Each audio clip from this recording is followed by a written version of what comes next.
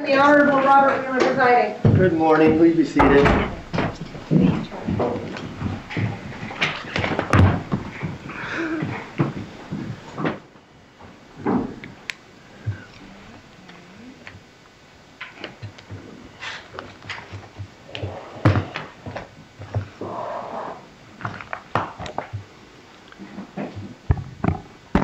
All right, good morning to everyone. We are here this morning in the state of Florida versus Charles Adelson, 2016 CF 3036. And let's see, we have Ms. Kappelman and Ms. Dugan on behalf of the state, and Mr. Roshbaum and Ms. Myers on behalf of Mr. Adelson, who is here in the courtroom. All right, good morning to everyone. Okay, we're here this morning on the defendant's motion for pretrial release and request for Arthur hearing. We have some people I know that are listening in by Zoom. Ms. Kappelman, we have that all taken care of? I think so, Judge. Okay, great. And so they won't be participating, but they're just listening in. And anything that we need to address before we get to the testimony? I'll go to the state first. Ms. Kappelman? No, sir. Anything for the defense? No, Your Honor. Okay. I think we're all familiar with the standard here. I've reviewed the motion. I'm familiar with the case, and so I think we'll move right to testimony. And so it's the state's burden. Ms. Kappelman, how many witnesses will you be calling today? No witnesses, Judge, just argument and exhibits. Okay.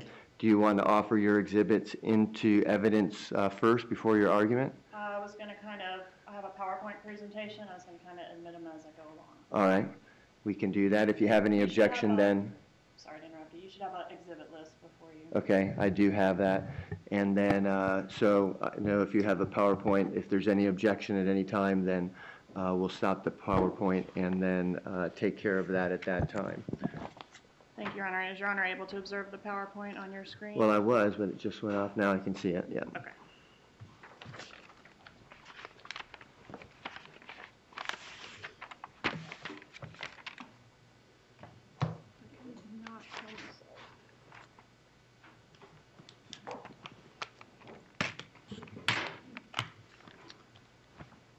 All right. So as Your Honor mentioned, we are all familiar with the Arthur hearing standard of proof of guilt is evident or the presumption is great. Obviously, we start with this man, Professor Dan Markel. We've had 2 trials related to the murder of Professor Markel. His family has also prepared a statement for your consideration, which I would like to read at the conclusion of this presentation. The investigation into his life and death revealed that his ex-wife and former in-laws had a strong motive to kill him in order to resolve a messy custody and relocation dispute over his 2 sons. On July 18, 2014, now over 8 years ago, Professor Dan Markel was gunned down in the driveway of his home. He suffered 2 gunshot wounds to the head, which did not bring about his immediate death. Instead, he suffered for some 13 hours in the hospital before succumbing to his injuries. 3 people involved in the plot to murder Professor Markel have already been convicted. Luis Tato Rivera on October 4th, 2016 by a plea of no contest. Sigfredo Tudo Garcia on October 15, 2019 by conviction by a jury of his peers. And Catherine Katie Magdanoa on May 27, 2022 by a second jury.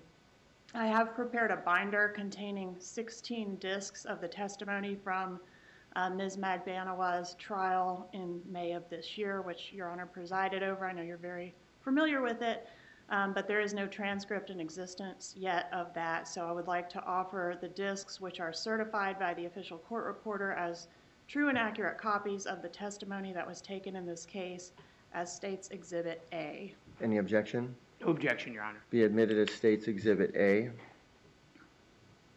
And Judge, the evidence in this case showed that the link between the men that came to Tallahassee to murder Dan Markel and the family members with the motive to kill him was Catherine Magdanoa, and specifically her romantic relationship with this defendant, Charles Adelson. These photos were introduced in the most recent trial to evidence that the 3 convicted killers knew each other and that one of them was intimately connected to this defendant. Dan Markel's ex-wife, Wendy Adelson, testified that her brother, the defendant in this case, repeatedly made jokes that he had looked into hiring a hitman to resolve the issues between her and her ex-husband, Dan Markel, but that buying her a TV was cheaper. She further testified that the defendant did buy her a TV as a divorce present, the same TV that she was having repaired in her home around the time that her ex-husband was being murdered.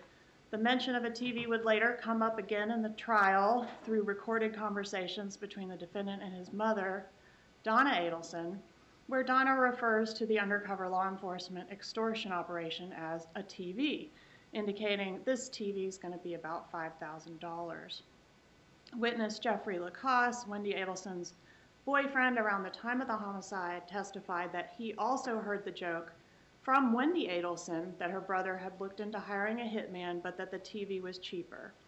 He also testified that in a very serious subsequent conversation, Wendy revealed to him and confided in him that her brother really had looked into hiring a hitman to kill Dan Markel, and that was shortly before the hit was executed.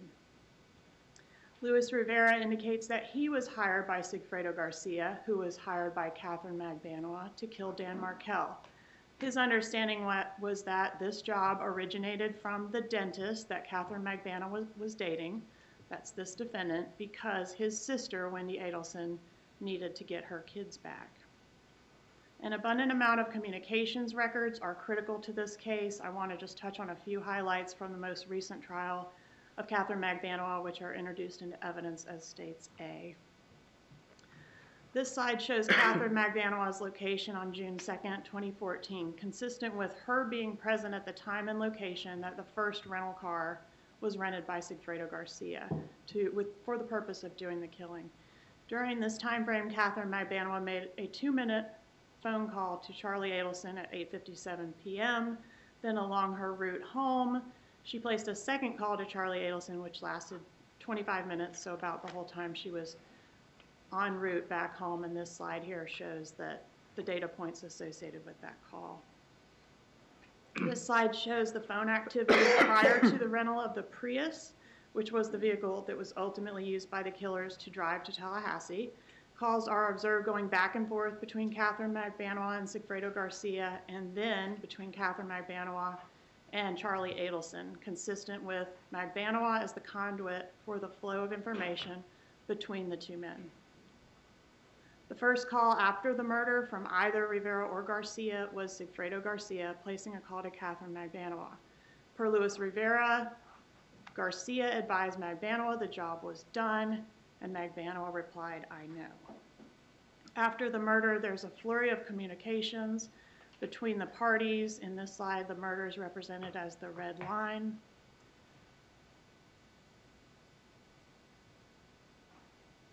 And the text messages between Magdanoa and Adelson on the day of the murder, where they appear to be making plans to hang out at Charlie Adelson's house that night. The state's theory is that the purpose of this visit was for Magdanoa to pick up the stapled money from Adelson, which was payment for the murder, and cuts of which would be delivered not only to Magdanoa but also to Garcia and Rivera the next morning. This slide shows Catherine Magdanoa's last 2 calls on the day of the murder, July 18th, 2014. Both were to Charlie Adelson at 10:12 p.m. and 10:20 p.m. After these calls, her phone is consistent with being turned off until the next morning, which was the morning of the money drop. This slide shows Magdanoa's locations on the morning of the money drop, consistent with her phone coming back online in a direction of travel south, consistent with having come from Charlie Adelson's residence and traveling toward the location of the money drop. The next slide shows locations of the handsets of the parties, consistent with the money drop occurring at Luis Rivera and Jessica Rodriguez's residence between 10:30 a.m. and 11 a.m. on July 19th, 2014. This slide shows Magdanoa's handset consistent with her leaving the money drop location and heading toward the home of Yendra Velasquez Mascaro to pick up her children. Mascaro testified that this was the only time she ever kept Magdanoa's children overnight, and that when Magdanoa picked the children up, she indicated that Charlie Adelson's brother-in-law had been involved in a car accident. June Umchinda is a witness who was one of Charlie Adelson's girlfriends subsequent to Magdanoa. Umchinda testified that it is Charlie Adelson's practice to keep his money in stapled stacks of $100 bills. And per Luis Rivera, on the day after the murder, he received stacks of $100 bills stapled into $1,000 stacks as payment for his role in the murder. That money was delivered to him by Garcia and Magdanoa the morning after the murder, and the morning after Magdanoa made plans to spend the night at the home of Charlie Adelson. The financial evidence in this case is important as well for your consideration.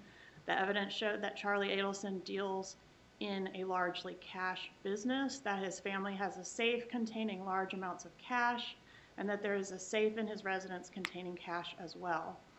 An analysis of Catherine Magdanoa's bank records around the time of the homicide show a striking spike in cash contemporaneous with the murder and an increase in cash deposits over the next year.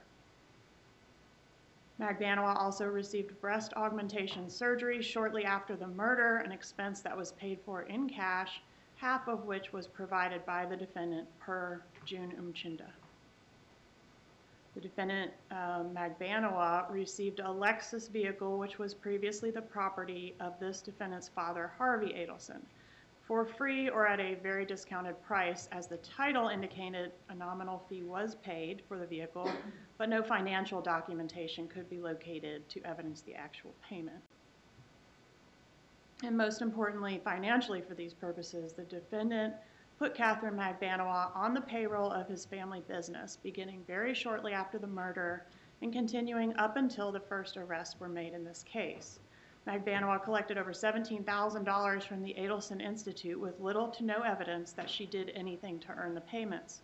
In Magdanoa's most recent testimony, she could not articulate anything she did for the business other than make one appointment, or for Charlie Adelson, and said the defendant was just doing her a favor, even though they were no longer in a dating relationship.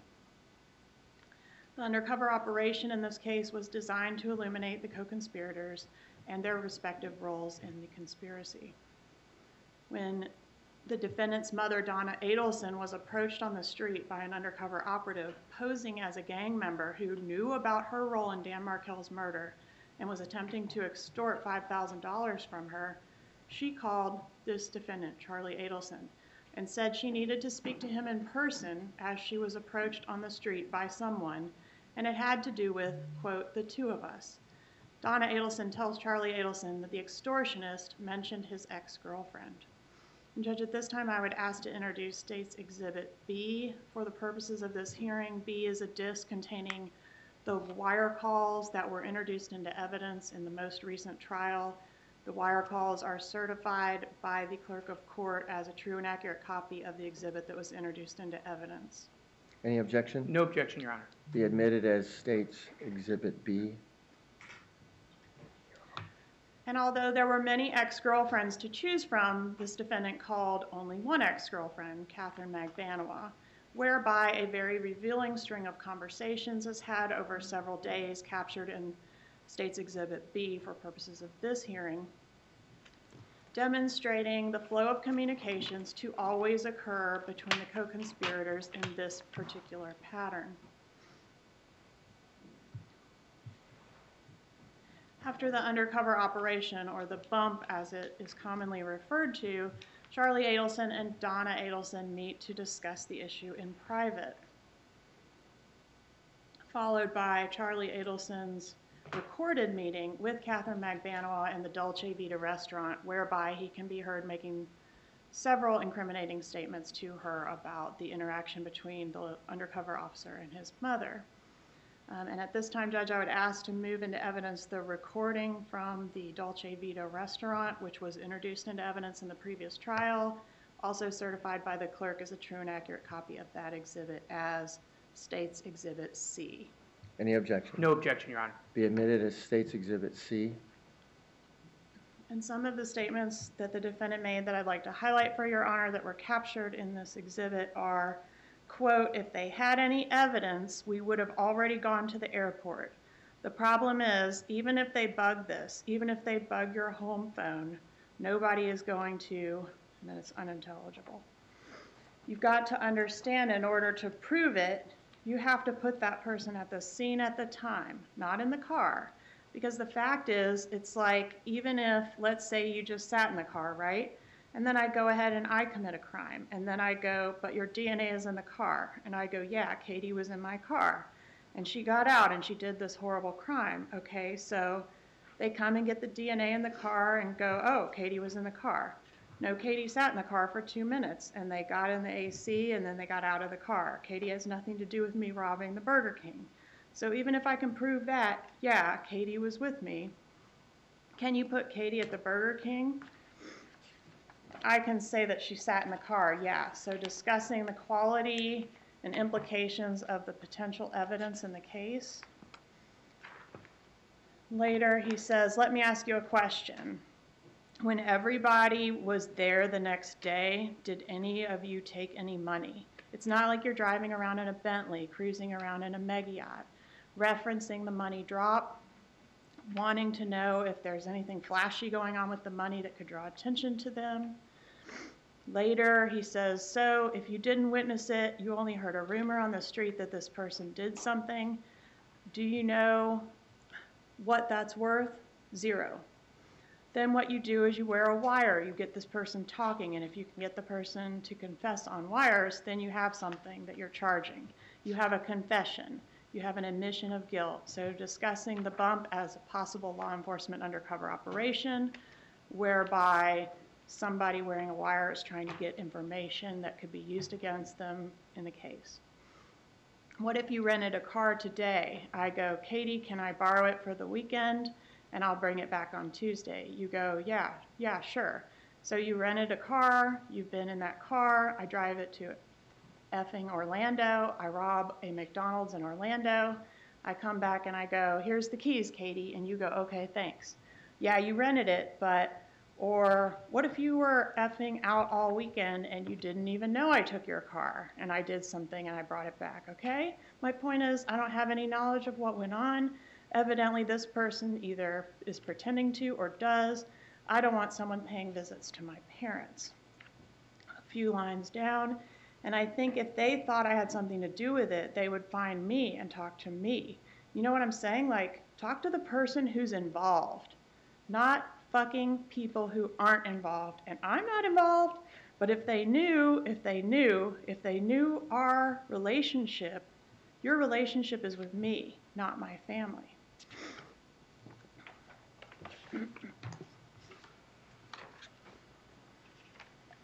Later, the discussion of if this is a person that does have information about the murder that has approached his mother. Defendant says, okay, next thing you know, this person is singing.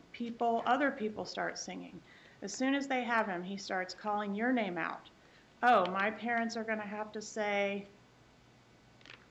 and there's some discussion about the guy, that his parents will have to report that the guy approached. Then I want to give them the money, but what I don't want to get involved in is next Tuesday, he's asking for $10,000. So this was my idea. I give you the money, you contact, there's some unintelligible there. Listen to what I'm saying. This is why I'm saying it. I give you the money, you talk to him on the phone. So Charles Adelson is instructing Catherine Magdanoa what to do to resolve this issue of the undercover operation. This is what I want you to do. I want you to call up this person and say that I got a call from some friends of mine who says that you reached out to them and that you mentioned my name. And remember, protect your name, something about protect your name recently. So what you're going to say is, I got a call from some friends of mine who said that you had reached out and that you had mentioned my name. These people want to go to the police because they had nothing to do with what you're talking about, okay? And frankly, I don't know what you're talking about, but the name sounds familiar of who's incarcerated, so I'm going to give you something as charity to help the less fortunate. but do not contact these people again or they're going to the police. Again, instructing Catherine Magdanoa on exactly what to say when she calls the undercover operative / gangster that's approached his mother. That way he gets his money. He also knows that you know everything, that you may have a friend who may not be so cool with what's going on too, who may know people, who knows how to handle people like this, and that this is an effing one-time thing. This is charity to help somebody out. If it's this guy, maybe in the back of he knows something times a million. And now he's effing with his wife, and he's effing with him, and you F with something, you F with the king himself. You better kill him because he's going to be a big problem, and he knows who you are. If he can't do it, he'll have someone else do it. And so help me God, if they fuck with my family, it's going to be like effing that Nazi shit. Because this will be done. You know what I'm saying? I mean, Katie, I don't care what I spend, okay? I swear to God. Later he says, like, you know it. I don't have to sit here and tell you what I would do. I would show you what I could do. You know what I'm saying? Like, you know how I am. Like, I look for things to do. You don't ask me for shit. I'm the one that's like, hey, somebody's birthday's coming up. I got you. And I'm the one who's like, hey, I'll sell you a Lexus for a very good price. You know what I'm saying? Like, I don't have to tell you, I show you. There's a difference. Referring to the favors and financial benefits that he gives Catherine Magdanoa. Later, Charles Adelson says to Catherine Magdanoa in this conversation, listen, you giving some money is not an admission of any kind of guilt.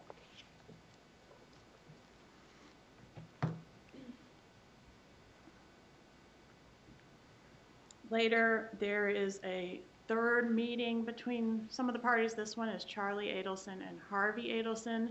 They meet at a Matsuri, which is a sushi restaurant, on April 21st, 2016. This is an item which has not been previously introduced into evidence. It has been provided in discovery. And at this time, I'd ask to introduce a copy of this statement, which I've marked as Exhibit D on a disc. Any objection? No objection, Your Honor. Be admitted as Exhibit D. And this is relatively short, but I'd like to publish it for Your Honor. All right. So you're going to play the audio? Yes, sir. Okay. Hopefully you'll be able to hear it. There are captions as well.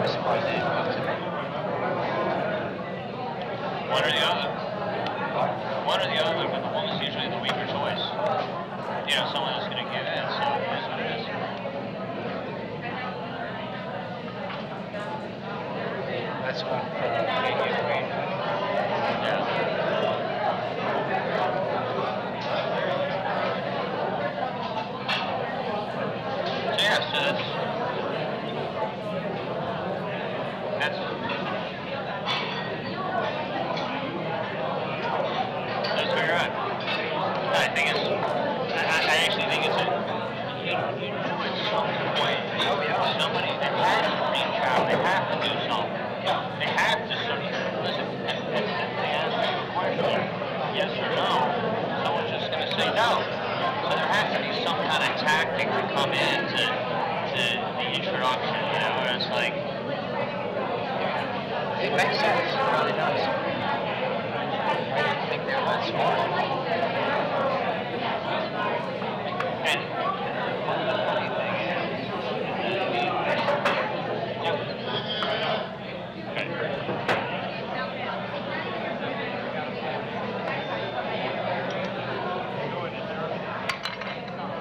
I'll take it.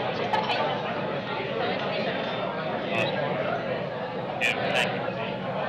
But you gotta say, listen, if 50% of people want to cooperate, why would you not? Like, because it's the attitude of, all right, I'll pay to make it go away, but it's utter nonsense. Yeah.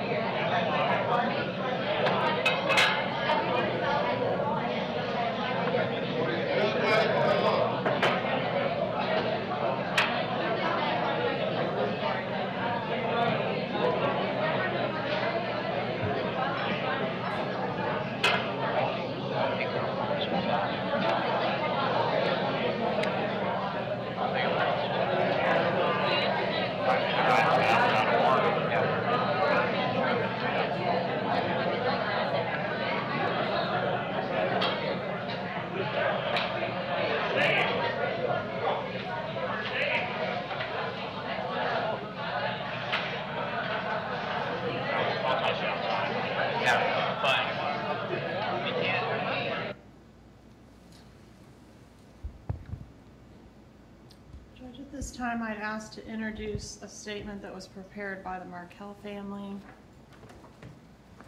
as states Exhibit E.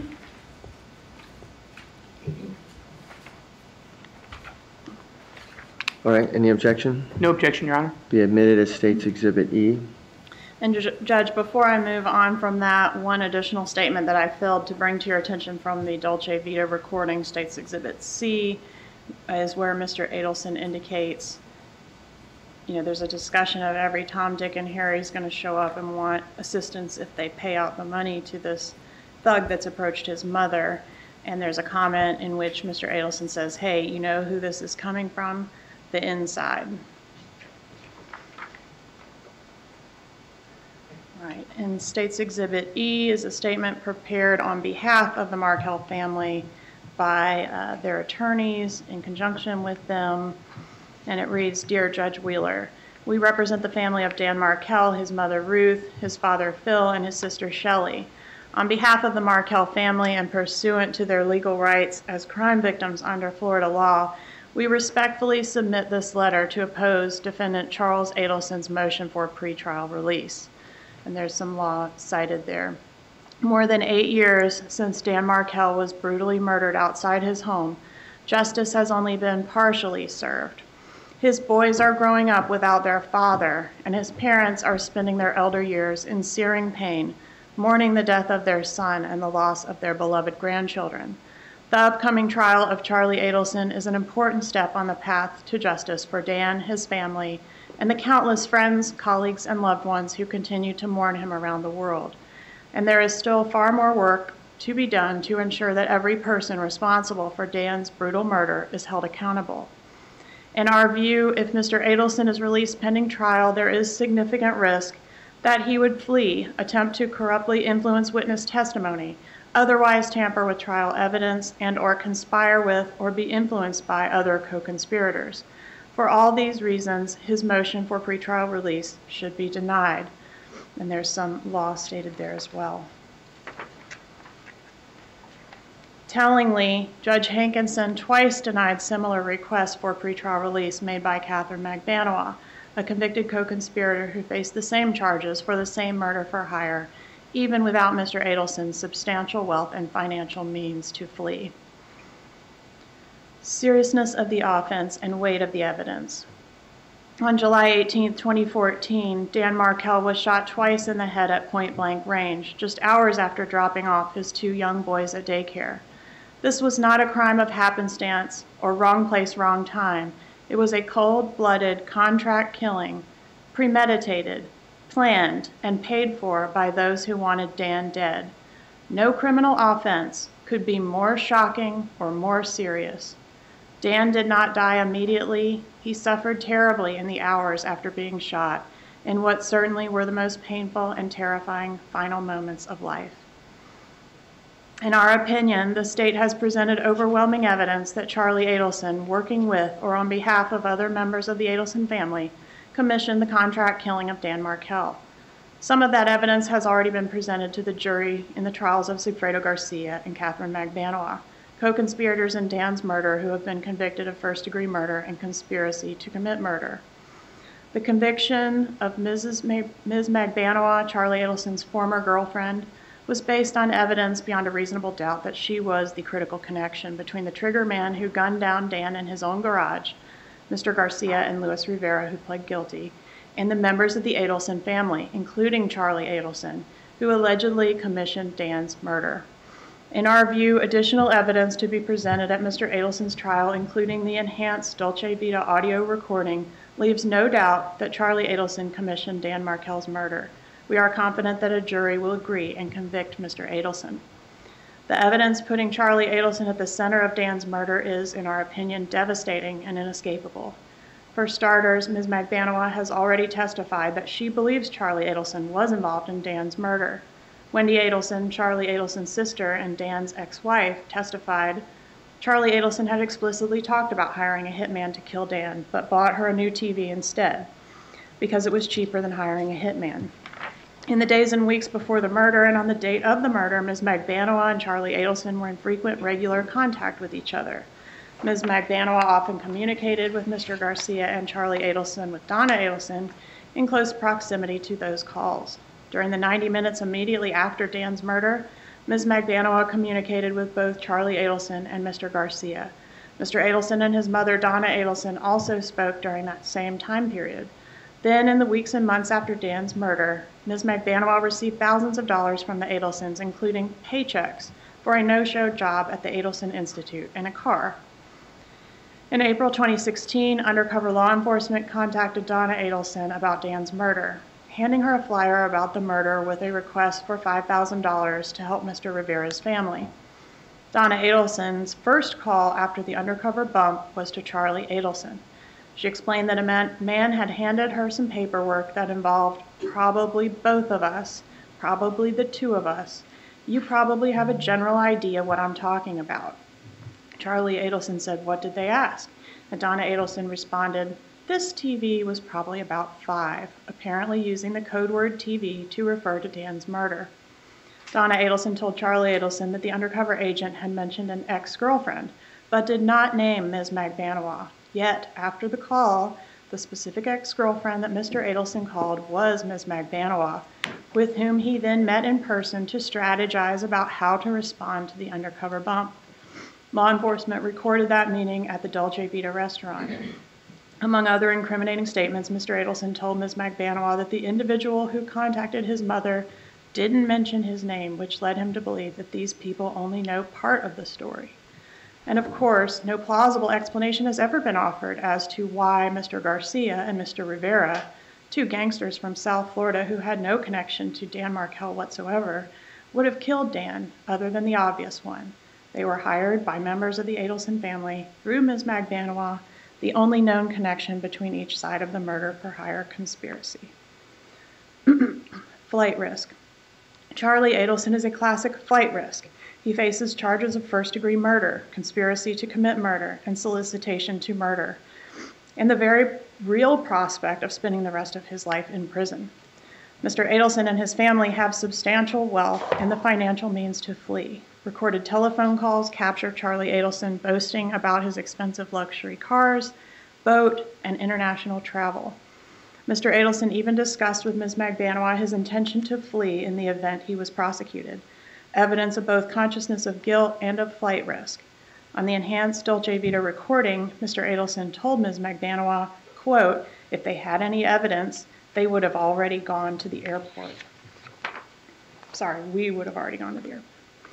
This court should not give him an opportunity to make good on that actionable threat. Witness and evidence tampering. There is a substantial risk that Charlie Adelson would attempt to corruptly influence trial testimony or otherwise tamper with trial evidence. Facing the prospect of an effective life sentence and a near certain conviction, Mr. Adelson has every incentive to influence witnesses who may testify at his trial.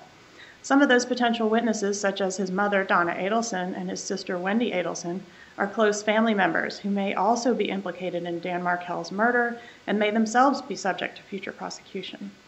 There is a substantial risk that Mr. Adelson and his family members could strategize, coordinate defenses, script testimony, or work together to influence other witnesses. Any of these scenarios would threaten the integrity of Mr. Adelson's trial, as well as the ongoing criminal investigations of members of Adelson family members and other potential unindicted co-conspirators. Recorded telephone calls capture Mr. Adelson apparently discussing other serious criminal conduct as well, including trafficking in controlled substances, and demonstrate that he is capable of heinous violence toward others. For example, in the Dolce Vita meeting, Mr. Adelson tells Ms. Magdanoa when the expletive police show up, and there's an oral surgeon standing there with a dead gang member in his expletive driveway, they're not going to come down too hard on me. And in a May 2016 call, Mr. Adelson discusses his willingness to alter patient records and to lie to his dental patients.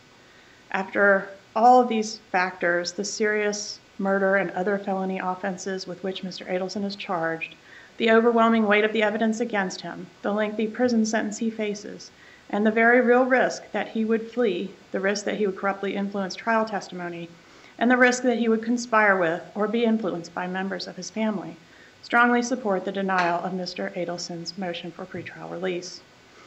In the more than 8 years since Dan was brutally murdered, the Markel family has endured unfathomable grief and loss. Their only son was stolen from them, and members of the Adelson family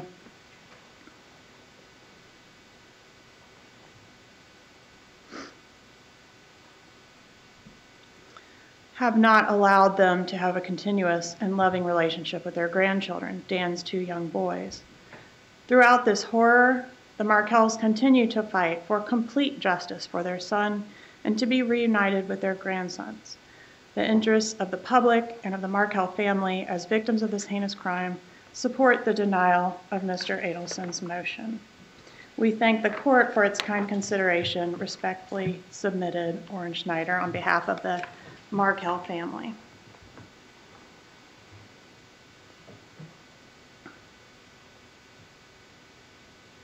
All right, Judge. Exit.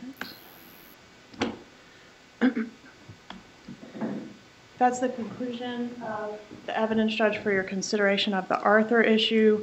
I do have a couple additional exhibits I'd like to go ahead and proffer for your consideration if you find that the burden was not met or you choose to exercise your discretion and consider bond for the defendant. All right.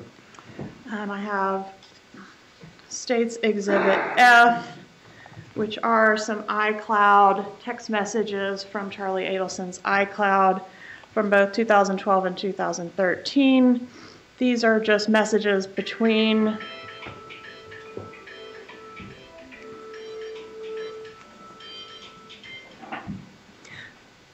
the defendant and his father, unrelated to the case, indicating that they have access to a large amount of cash. So the first one indicates, Charlie, I spoke to Mom and we will take the $26,000 in cash. The second one says 27043 business and 3292 in personal, deposited over $25,000 cash for you in safe, love, Dad. And the third one reads, I know that, I just need to discuss the accounts. The 2 accounts that I hold have $346,000 in cash and require more time to send for a reason that I can explain if necessary, love, Dad.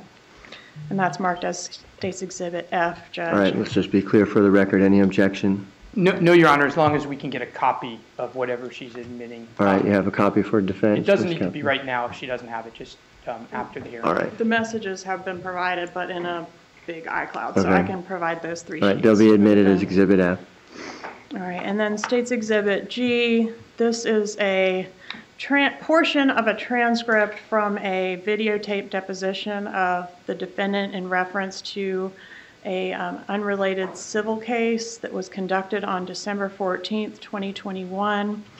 And I've included page 1 and 2 of the deposition, 1, 2, and 3 that tell you what it is, where it was conducted, who's doing the speaking, and the table of contents. And then I've included pages 23 through 28 of the deposition, which is relevant to show Your Honor what a more current picture of their financial abilities is at this time. It indicates that Mr. Adelson, the defendant, has sold several businesses to his father recently, and also sort of gives you the status of some of the properties and businesses that he owns.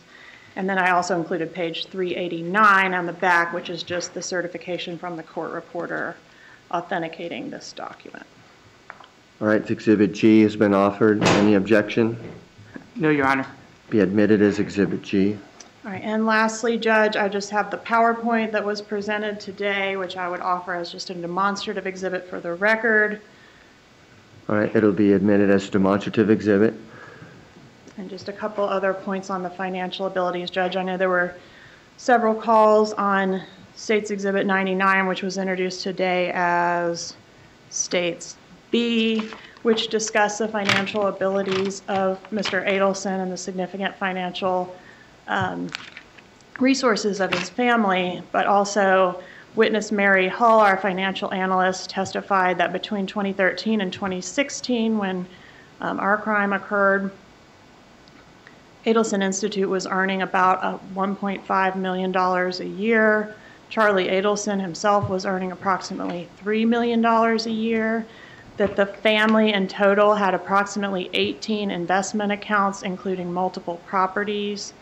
And then I would also just point out the evidence that was elicited regarding Charlie Adelson doing favors for Catherine Magdanoa, in addition to the car and the breast augmentation, but also vacations, and of course the payroll, putting her on the payroll.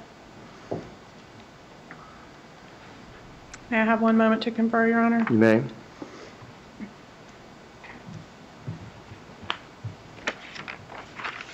In closing, Judge, the state has met its burden of proof evident or presumption great by the great weight of evidence in this case. There is a lot of circumstantial evidence, and the devil really is in the details here, but the statements made by the defendant on those wire calls and in that Dolce Vita recording are very, very compelling, and we would ask Your Honor to hold this defendant without bond, to protect the community, to preclude the potential for flight risk, and to make sure that justice is served in this case. We do intend to try the case relatively soon. The defense and I have discussed a February or March trial date for this case. All right, are you making the argument that any of these statements in the Dolce Vita video are direct evidence as opposed to circumstantial? I do think all the statements of a defendant are direct evidence in addition to all the circumstantial evidence. All right, thank you. All right, Mr. Rochbaum, will you be calling any witnesses? No, Your Honor. Just presenting argument today? Yes, Your Honor. All right. You May I may approach, Your proceed. Honor? Yes.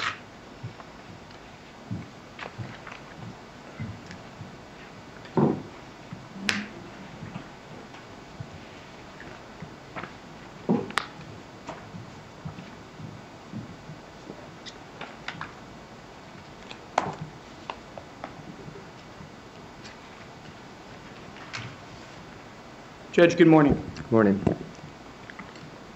Nothing has changed since September of 2016, when the state allowed a draft probable cause affidavit for the arrest of Mr. Adelson to be released to the media. We've just heard 45 minutes of testimony, and if you look at that draft affidavit, it's virtually identical. Nothing has changed. Sure, there's been convictions. There's been convictions of Mr. Rivera, Mr. Garcia, Ms. Magdanoa, but none have offered direct evidence against Mr. Adelson. Ms. Magdanoa was offered immunity, a get-out-of-jail-free card, for approximately 7 years. She was offered it several times. All she had to do was give direct evidence against my client. She never did so because there was none. The evidence is the same today as it was back in September 2016, when the then prior state attorney, Mr. Megg, said this evidence is, quote, mere speculation, lacking probable cause for an arrest. Nothing has changed. And this is a different case than Ms. Magdanoa's case. In Ms. Magdanoa's case, when Judge Hankerson heard this bond hearing, there was direct evidence. There was direct testimony. The testimony of Luis Rivera. No such evidence exists as of date in this case. There was no arrest in 2016, 2017, 2018, 2019, 2020, 2021. Not till days before Ms. Magdanoa's retrial in 2022 was Mr. Adelson arrested. For all those years with the same evidence, the state felt that Mr. Adelson was not a flight risk. The state felt that Mr. Adelson was not a danger to the community. Nothing has changed. Now, what does the state say has changed? This supposed enhanced recording, the Dolce Vita recording. Well, I have all the recordings, Your Honor, and it's the same evidence as in 2016. In 2016, if you look at the draft affidavit, they're relying on the Dolce Vita recording. Ms. Kappelman herself, just last month, went on a podcast where she admitted that, quote, she always heard what was on the recording, that you could make it out from the beginning if you labored through it. Nothing has changed. In other words, the facts didn't change. And by the way, when the recording is examined closely, as we will do at trial, when it's picked apart, you'll see, without cherry picking, that it exonerates Mr. Adelson. That's what you'll see from the recording. And we're going to talk about the airport comment in just a few minutes. But repeatedly in this recording, Mr. Adelson says that he hopes that the confrontation is the police. That's what he says. If they are the cops, I'm happy because I have nothing to hide. Talk about an alternate explanation, an alternate hypothesis on their best piece of evidence. Repeatedly, he says in their best piece of evidence that he had nothing to do with the murder. He has nothing to hide. He says that at least 5 times in the recording. And I believe he says that a couple more times in the unintelligible parts of the recording, which we're working on making intelligible. The government simply cannot meet its high burden of keeping Mr. Adelson detained. In this case, the evidence is clearly circumstantial evidence, no direct evidence. So the government has the burden under state law of excluding every other hypothesis except that of guilt, which it cannot do. The Dolce Vita recording itself shows other hypothesis of innocence. Not one single witness establishes Mr. Adelson's involvement, and Dolce Vita itself shows his innocence. The wires itself shows the innocence. Now let's use the airport line as an example. So the government comes up here and they read the first line that they have in their intelligible recording. Remember, there's about 30 minutes of the recording before the statement, including a large section what the government says is unintelligible. And the line that they read is, if they had any evidence, we would have already gone to the airport. Judge, you have to take it in context. You have to take it into context of what's said before, and you have to take it into context of what's said after. And when you do that, when you dissect the recording, as we will do at trial, you will see that what Mr. Adelson is saying is, they don't have any evidence because I had nothing to do with this. That's what he's saying. But Judge, you don't have to take my word for it. And you don't have to take the government's word for it. Because here's what we know definitively, not without guessing of what's said on a recording or guessing what's meant by wires. We know what actually happened. So the Dolce Vita recording happens in April 20th of 2016. That's when this airport comment is made. The arrest of Sigfredo Garcia happens shortly after. Mr. Adelson, he doesn't flee. He stays put. Okay? September 2016, the government releases an affidavit to the press that lays out exactly their theories of the case. Exactly what they just spent 45 minutes telling you today. That release is put all over the press. 2020, Dateline, Tallahassee News, USA Today, New York Times, the BBC. Does Mr. Adelson flee? Nope. Doesn't go to the airport. Well, actually, he does go to the airport. He goes to places that he could never be extradited from in a capital offense, and he comes back. Okay. October 2016, Miss Magdanoa is arrested. Sounds like pretty strong evidence. Does Mr. Adelson flee? No, he stays here. December 2016, there's a bond hearing in this courtroom, I believe. During the bond hearing, the government again lays out the theory of the case with Mr. Adelson as its centerpiece. Does he flee? Nope. Reports of immunity come out in the press. They're offering Miss Magdanoa, she can get out of jail. All she has to do is turn on Charlie Adelson. You heard that testimony. Does he flee? No. Conviction happens of Mr. Garcia. Hung jury of Miss Magdanoa. Does he flee? No, he never flees. That should tell you, when you look at the context of this comment, it's taken out of context by the state. And what you're going to see in the trial is many of the supposed evidence that they have, the circumstantial evidence in the wires, on the Dolce Vita video, taken out of context.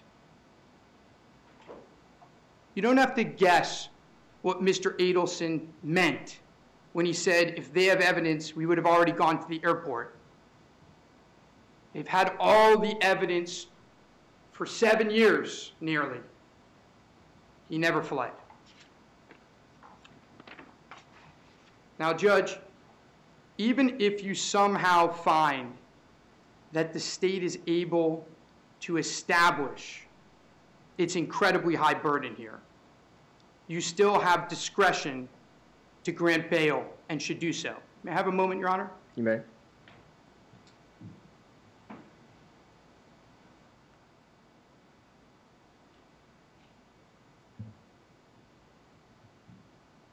First of all, Mr. Adelson has no criminal history.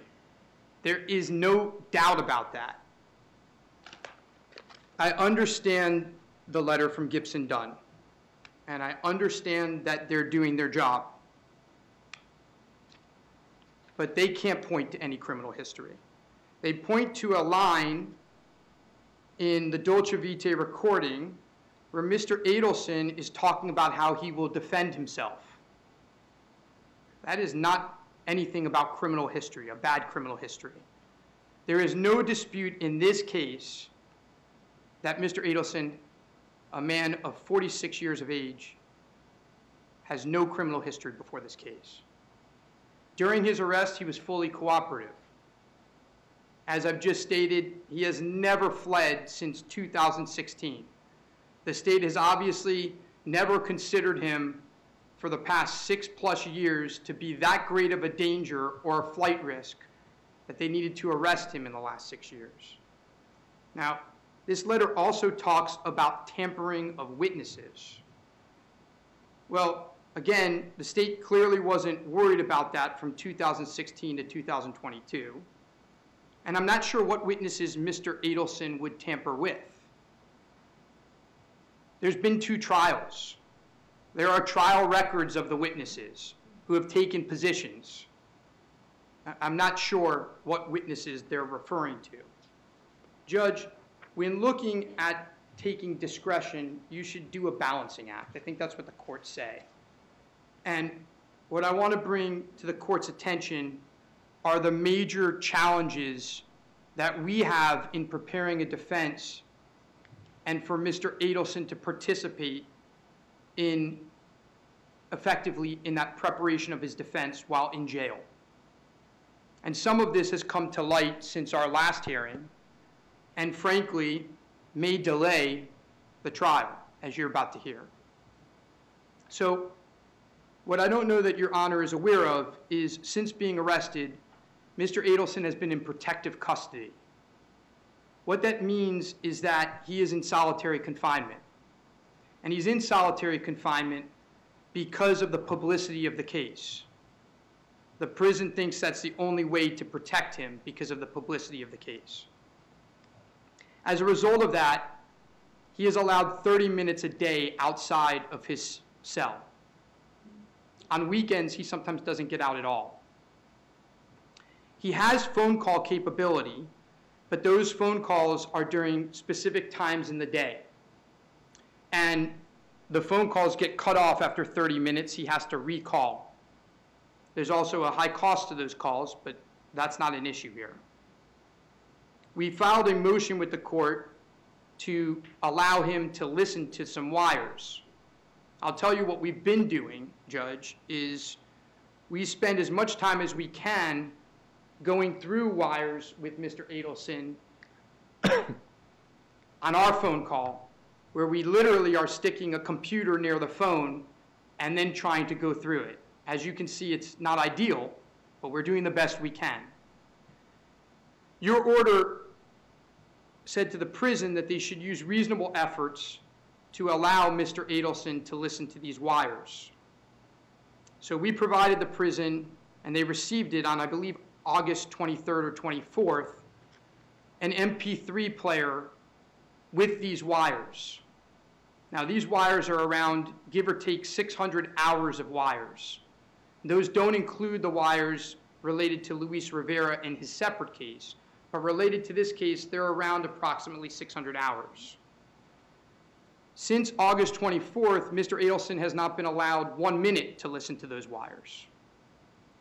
And when I spoke with the jail yesterday, they informed me that he would be allowed soon to start, but that because of a shortage in staff in the prison, he would be allowed 3 hours a week to listen to those wires. Now, I'm not great at math, but we can do the math. 600 hours, if he gets 3 hours a week to listen to wires, it's going to be pretty hard for him to hear all the supposed evidence that's against him. We've also been told that we have to go through special channels and speak to the chief of the jail to get a computer in the prison for us to use with Mr. Adelson. So for instance, the videos today, Mr. Adelson has never seen. We have. The government has been terrific with discovery. We have no arguments with the government. They've been terrific getting us discovery. Sure, there's bumps in the road. They've helped us through it.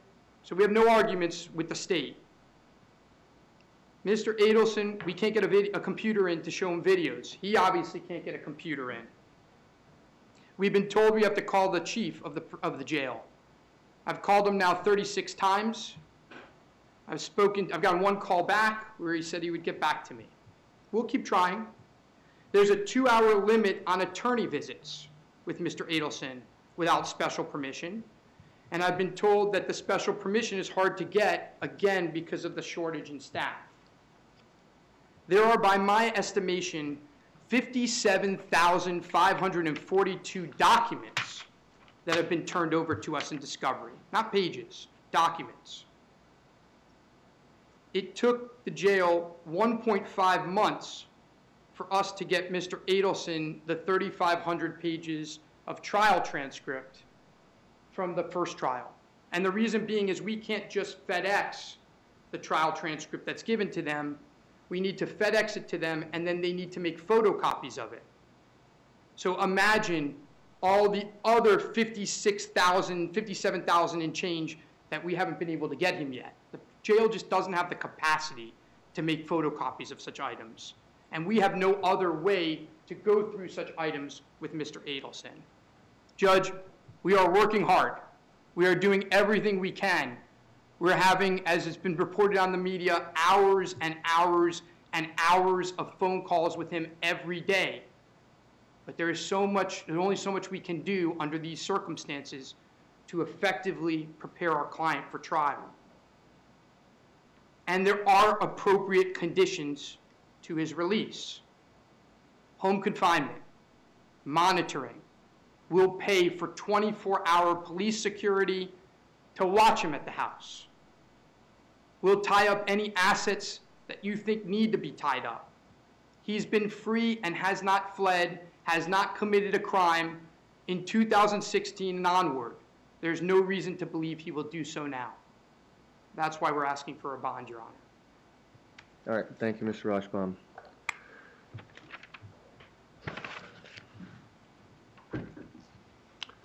All right.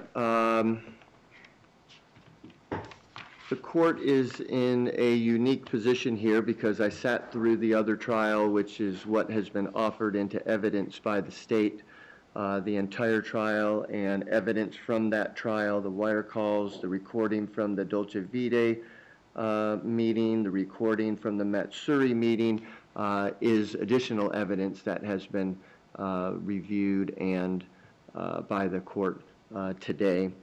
Also, there's some iCloud texts and depositions that has been presented to the court today. So I have reviewed all the evidence, so I am in a position to make a ruling.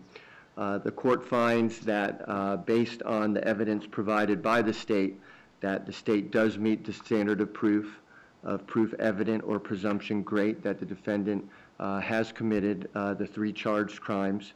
Not only is there direct evidence the court finds from the Dolce Vita video and statements made therein, but there's also a wealth of circumstantial evidence against the defendant. Even if a court subsequently finds that there was only circumstantial evidence, I find that the evidence presented by the state certainly rebuts every reasonable hypothesis of innocence. So I find that the first part of the test is met and proof evident or presumption great standard is met by the state. Secondly, the court will not exercise its discretion to release the defendant due to the nature of the crimes. I find that he is a danger to the community. I additionally find that he is a substantial flight risk based on the evidence that's been presented. Particularly concerning is his statement in the Dolce Vita video about getting to the airport, if there was any evidence, but there is also other evidence that he is a substantial flight risk, and so therefore the court will continue to hold him no bond at this point. Mr. Rashbaum, I acknowledge the difficulties that you have in preparing for trial, and I'm going to assist you in any manner that I can within the confines of what's required at the jail. What I propose is that with what you have detailed to me in your argument today in regards to your client not being able to listen to the wire calls through the MP3, which I had ordered before specifically, the use of the computer in the jail, your limit on attorney's visits and the time that's required for that, and your need to get documentation to the defendant. I think I've identified those particular 4 things. If you could put that in a motion and offer in that motion what you think is a reasonable, or what you're requesting, so that you can have preparation time with your client and review it with the state. I don't think the state's going to have any issues with most of the things that you propose, because I think that they want to move this forward also. I will assist you in any manner whatsoever with contacting who I can within their limited resources at this time, but I think we do need to move it forward, and sometimes it might take an order from the court in order to do that. So put it in a paper motion with the proposed order, make sure that in that motion whether or not there's any objection to the state, but I've identified those 4 things. If there's any additional ones that you need for your preparation that are reasonable, I think these are reasonable, then also put those in your motion. We'll consider it. I don't think we will need a hearing on this. If we do, then I'll hold that hearing by Zoom so that we can get it done quickly and efficiently. Thank you, Your Honor. Okay. Ms. Kappelman, so that we're clear for the record, if you could please prepare a short order that says, for the reasons stated on the record, that the motion for pretrial release is denied, and then that way we have it clear in the record for any further review that's necessary. All right, so the next thing that we have on the docket moving forward is we have a case management in December. If we get this motion and some action from the jail, then I think at that time we'll have a better indication as to whether or not we'll be ready for trial come February or March. I've been looking at dates for that. The one consideration in March, and I don't think it's for the convenience, it's not for the convenience of the court or really for anybody sitting here, but spring break is in March, and so we have to think about that in terms of getting jurors and whether or not it's going to interfere with those plans. So I think that's later in March, so I was looking at dates possibly end of February, beginning of March.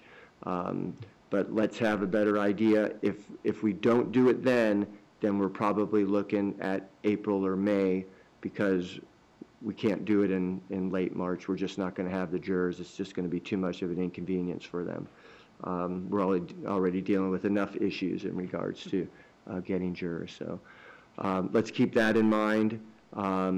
And I think we'll have a better idea of where we're headed at that case management so that we can definitely blank out some dates then, either end of February, beginning of March, or if we're heading into April or May.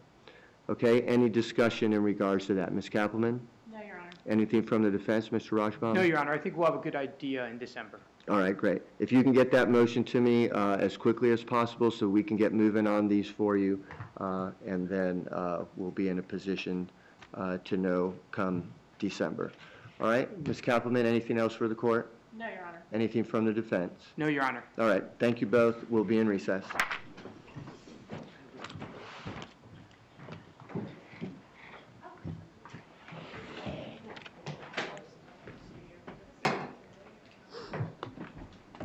Thank you, Madam Clerk.